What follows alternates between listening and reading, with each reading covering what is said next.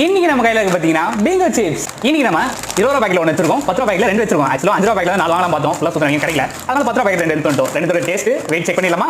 முதல்ல 20 ரூபாய் பாக்கெட்ல எவ்வளவு கிராம்ஸ் இருக்குன்னு செக் பண்ணி பார்க்கலாம். 45 கிராம்ஸ் இருக்கு. இப்போ 10 ரூபாய் பாக்கெட்ல எவ்வளவு வெயிட் இருக்குன்னு செக் பண்ணிடலாம்.